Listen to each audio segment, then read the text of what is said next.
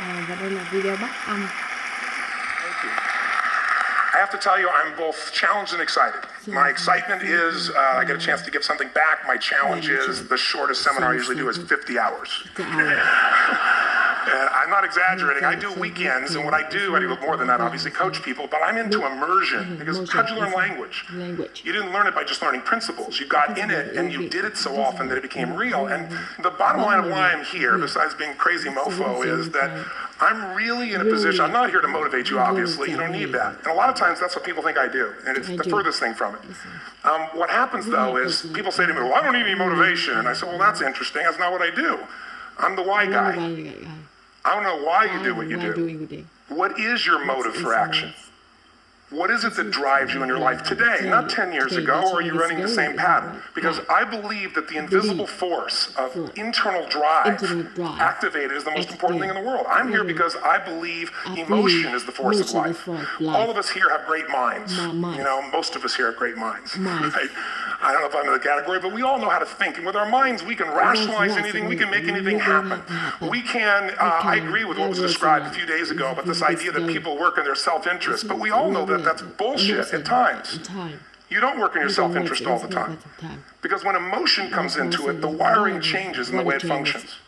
And so it's wonderful for us to think intellectually about how the life of the world is, and especially those who are very smart. We can play this game in our head, but I really want to know what's driving you. And what I'd like to maybe invite you to do by the end of this talk is explore where you are today for two reasons. One, so that you can contribute more. And two, so that hopefully we can not just understand other people more, but maybe appreciate them more and create the kinds of connections that can stop some of the challenges that we face in our society today. They're only going to get magnified by the very technology that's connecting us, because it's making us intersect. And that intersection doesn't always create the view of everybody now understands everybody and everybody appreciates everybody. So I've had an obsession basically for 30 years. And that obsession has been what makes the difference in the quality of people's lives? What makes a difference in their performance? Because that's what I got hired to do. I got to produce the result now. That's what I've done for 30 years. I get the phone call when the athlete is burning down on national television and they were ahead by 5 strokes and now they can't get back on the course. And I got to do something right now to get the result or nothing matters. I get the phone call when the child is going to commit suicide and I got to do something right now. And in 29 years, I'm very grateful to tell you I've never lost one in 29 years. It doesn't mean I won't someday, but I haven't done it. And the reason is an understanding of these human needs I want to talk to you about. So when I get those calls about performance, that's one thing, like how do you make a change? But also, I'm looking to see what is it that's shaping that person's ability to contribute, to do something beyond themselves. So maybe the real question is, you know, I look at life and say there's 2 master lessons. One is there's the science of achievement, which almost everyone in this room has mastered to an amazing extent. That's how do you take the invisible and make it visible, right? How do you take what you dream about and make it happen? Whether it be your business, your contribution to society, money, whatever it is for you, your body, your family. But the other lesson of life that is rarely mastered is the art of fulfillment. Because science is easy, right? We know the rules. You write the code, you follow those, and you get the result. Once you know the game, you just, you up the ante, don't you? But when it comes to fulfillment, that's an art. And the reason is it's about appreciation and it's about contribution. You can only feel so much by yourself. So I've had an interesting laboratory to try to answer the question of the real question, which is what's the difference in somebody's life if you look at somebody like those people that you've given everything to, like all the resources they say they need. You gave them not a $100 computer, you gave them the best computer. You gave them love, you gave them joy, you were there to comfort them. And those people very often, and you know some of them I'm sure, end up the rest of their life with all this love, education, money, and background, spending their life going in and out of rehab. And then you meet people that have been through ultimate pain, psychologically, sexually, spiritually, emotionally abused, and not always, but often they become some of the people that contribute the most to society. So the question we got to ask ourselves really is, what is it? What is it that shapes us? And we live in a therapy culture. Most of us don't do that, but the culture is a therapy culture. And what I mean by that is the mindset that we are our past. And everybody in this room, you wouldn't be in this room if you bought that theory, but most of society thinks biography is destiny. The past equals the future. And of course it does if you live there. But what people in this room know, and what we have to remind ourselves though, because you can know something intellectually, you can know what to do and then not use it, not apply it. So really what we got to remind ourselves is decision is the ultimate power. That's what it really is. Now when you ask people, you know, have you failed to achieve something? How many have ever failed to achieve something significant in your life? Say I. Thanks for the interaction on a high level there. But if you ask people, why didn't you achieve something? Somebody who's working for you, or a partner, or even yourself, and you failed to achieve a goal, what's the reason people say they failed to achieve? What do they tell you? Didn't know enough, didn't have the knowledge, didn't have the money, didn't have the time, didn't have the technology, I didn't have the right manager, didn't have the Supreme Court.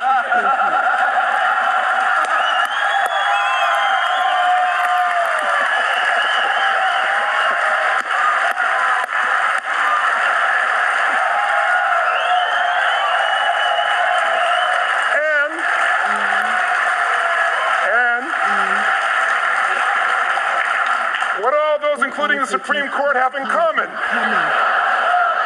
They are a claim to you missing resources. And they may be accurate. You may not have the money. You may not have the Supreme Court. But that is not the defining factor.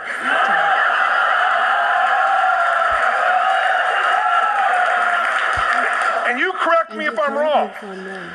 The defining factor is never resources, it's resourcefulness. And what I mean specifically, rather than just some phrase, is if you have emotion, human emotion, something that I experienced from you day before yesterday at a level that is as profound as I've ever experienced, and if you'd communicated with that emotion, I believe you would have beat his ass and won.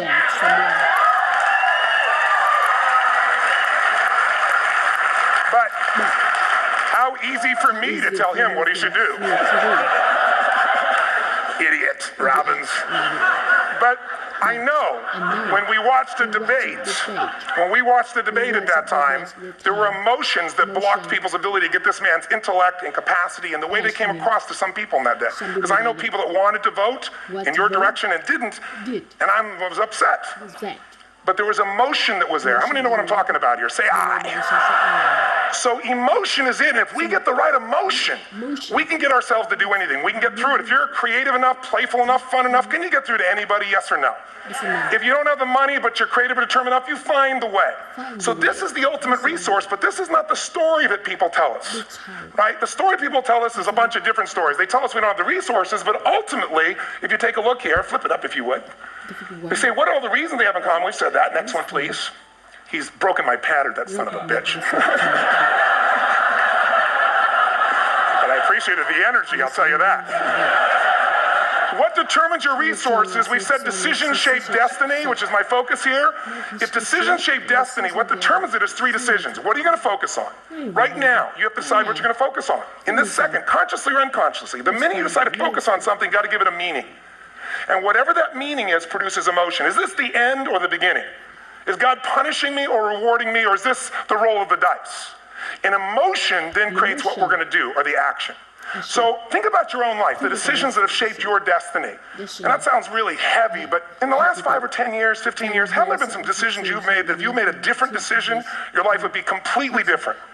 How many can think of one, honestly? Better or worse? Say I. So the bottom line is maybe it was where to go to work and you met the love of your life there. Maybe it was a career decision. I know the Google geniuses I saw here.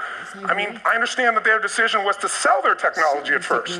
What if they made that decision versus to build their own culture? How would the world be different? How would their lives be different? Their impact. The history of our world is these decisions. When a woman stands up and says, no, I won't go to the back of the bus, she didn't just affect her life. That decision shaped our culture. Or someone standing in front of a tank. Or being in a position like Lance Armstrong and someone says to you, you got testicular cancer. That's pretty tough for any male, especially if you ride a bike. You got it in your brain, you got it in your lungs. But what was his decision on what to focus on? Different than most people. What did it mean? It wasn't the end, it was the beginning. What am I going to do? He goes off and wins 7 championships he never won once before the cancer because he got emotional fitness, psychological strength. That's the difference in human beings that I've seen of the 3 million I've been around. Because that's about my lab. I've had 3 million people from 80 different countries that I've had a chance to interact with over the last 29 years. And after a while, patterns become obvious. You see that South America and Africa may be connected in a certain way, right? Other people say, oh, that sounds ridiculous. It's simple. So what shaped Lance? What shapes you? 2 invisible forces, very quickly. 1, state. We all have had times. Have you had a time you did something and after you did it, you thought to yourself, I can't believe I said that. I can't believe I did that. That was so stupid. Who's been there? Say I. Have you ever done something after you did it? You go, that was me. Right? It wasn't your ability, it was your state. Your model of the world is what shapes you long term. Your model of the world is the filter. That's what's shaping us. That's what makes people make decisions. When we want to influence somebody, we got to know what already influences them. And it's made up of 3 parts, I believe. First, what's your target? What are you after? Which I believe it's not your desires. You can get your desires to goals. How many of you got a goal and desire and thought, is this all there is? How many been there? Say aye. So it's needs we have. I believe there are 6 human needs. Second, once you know what the target that's driving you is, and then you uncover it for the truth, you don't form it, you uncover it. Then you find out what's your map. What's the belief systems that are telling you how to get those needs? Some people think the way to get those needs is destroy the world. Some people is to build something, create something, love someone. And then there's the fuel you pick. So very quickly, 6 needs. Let me tell you what they are. First one, certainty. Now these are not goals or desires. These are universal. Everyone needs certainty that they can avoid pain, at least be comfortable. Now how do you get it? Control everybody, develop a skill, give up, smoke a cigarette. And if you got totally certain, ironically, even though we all need that, like if you're not certain about your health or your children or money, you don't think about much more. You're not sure the ceiling's going to hold up, you're going to listen to any speaker. But while we go for certainty differently, if we get total certainty, we get what? What do you feel if you're certain? You know what's going to happen, when it's going to happen, how it's going to happen. What would you feel? Bored out of your mind. So God, in her infinite wisdom, gave us a second human need, which is uncertainty. We need variety. We need surprise. How many of you here love surprises? Say aye. Bullshit. You like the surprises you want. The ones you don't want, you call problems, but you need them. So variety is important. Have you ever rented a video or a film that you've already seen? Who's done this? Get a fucking life. Why are you doing it? You're certain it's good because you read it before, saw it before, but you're hoping it's been long enough you've forgotten enough there's variety. Third human need, critical, significance. We all need to feel important, special, unique. You can get it by making more money. You can do it by being more spiritual. You can do it by getting yourself in a situation where you put more tattoos and earrings in places humans don't want to know. Whatever it takes. The fastest way to do this, if you have no background, no culture, no belief in resources or resourcefulness, is violence. If I put a gun to your head and I live in the hood, instantly I'm significant. 0 to 10, how high? 10. How certain am I you're going to respond to me? 10. How much uncertainty? Who knows what's going to happen next? Kind of exciting. Like climbing up into a cave and doing that stuff all the way down there. Total variety and uncertainty. And it's significant, isn't it? So you're willing to risk your life for it. So that's why violence has always been around and will be around unless we have a consciousness change as a species. Now you can get significance a million ways, but to be significant, you got to be unique and different. Here's what we really need. Connection and love, 4th need. We all want it. Most people settle for connection because love's too scary. Don't want to get hurt. Who here has ever been hurt in an intimate relationship? Say aye. If you don't raise your hand, you'll have had other shit too. Come on. And you're going to get hurt again. Aren't you glad you came to this positive visit? But here's what's true. We need it. We can do it through intimacy, through friendship, through prayer, through walking in nature. If nothing else works for you, get a dog. Don't get a cat, get a dog. Because if you leave for 2 minutes, it's like you've been gone for 6 months when you show back up again 5 minutes later, right? Now, these first 4 needs, every human finds a way to meet. Even if you lie to yourself, you need to have split personalities. But the last 2 needs, the first 4 needs are called the needs of the personality, is what I call them. The last 2 are the needs of the spirit. And this is where fulfillment comes. You won't get fulfillment from the first 4. You'll figure a way, smoke, drink, do whatever, meet the first 4. But the last 2, number 5, you must grow. We all know the answer here. If you don't grow, you what? If a relationship's not growing, if a business is not growing, if you're not growing, it doesn't matter how much money you have, how many friends you have, how many people love you, you feel like hell. And the reason we grow, I believe, is so we have something to give of value. Because the 6th need is to contribute beyond ourselves. Because we all know, corny as it sounds, the secret of living is giving. We all know life's not about me, it's about we. This culture knows that. This room knows that. And it's exciting. When you see Nicholas up here talking about his $100 computer, the most passionate, exciting thing is here's a genius, but he's got a calling now. You can feel the difference in him. And it's beautiful. And that calling can touch other people. In my own life. My life was touched because when I was 11 years old, Thanksgiving, no money, no food, and we're not going to starve, but my father was totally messed up. My mom was letting him know how bad he messed up. And somebody came to the door and delivered food. My father made 3 decisions. I know what they were briefly. His focus was, this is charity. What does it mean? I'm worthless. What I got to do? Leave my family, which he did. The time, one of the most painful experiences of life. My 3 decisions gave me a different path. I said, focus on, there's food, what a concept. You know? Second, but this is what changed my life. This is what shaped me as a human being. Somebody's gift, I don't even know who it is. I thought, my father always said, no one gives a shit. And all of a sudden, somebody I don't know, they're not asking for it, this is giving our family food, looking out for us. It made me believe this. What does it mean that strangers care? And what that made me decide is strangers care about me and my family. I care about them. What am I going to do? I'm going to do something to make a difference.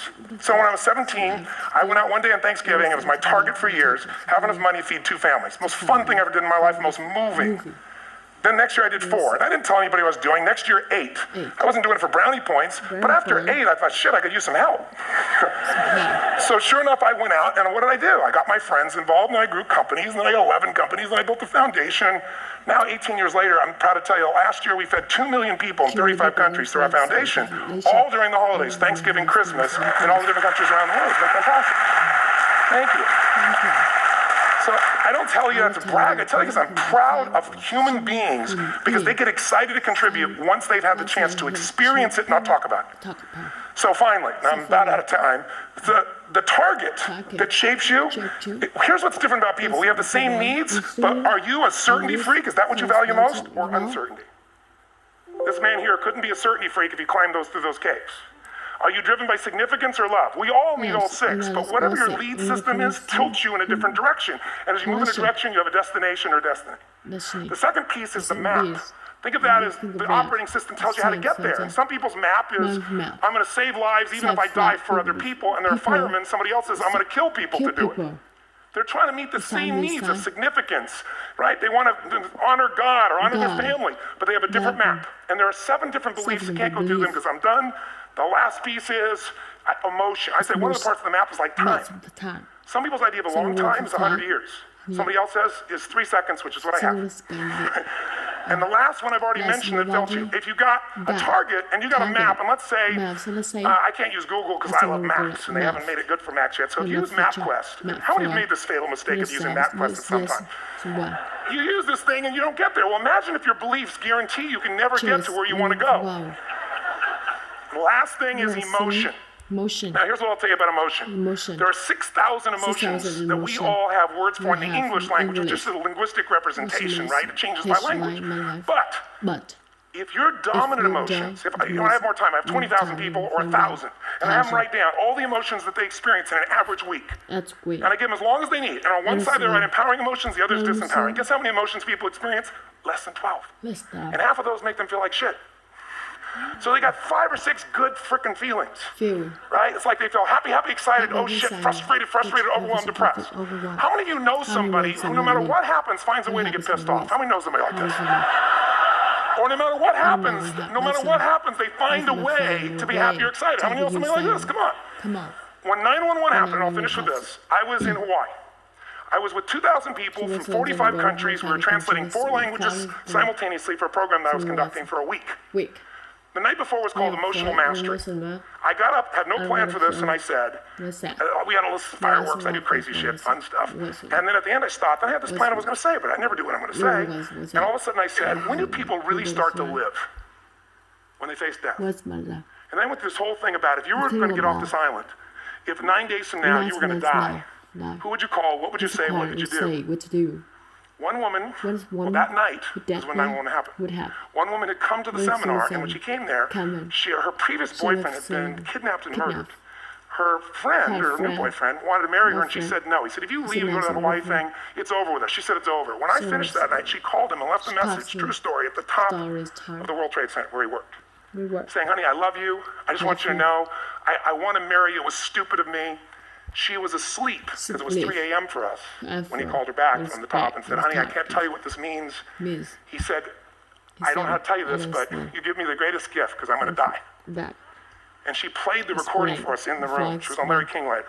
And he said, you're probably wondering how on earth this could happen to you twice. And he said, all I can say to you is, this must be God's message to you, honey. From now on, every day, give your all, love your all. Don't let anything ever stop you. She finishes, and a man stands up and he says, I'm from Pakistan, I'm a Muslim. I'd love to hold your hand and say I'm sorry, but frankly, this is retribution.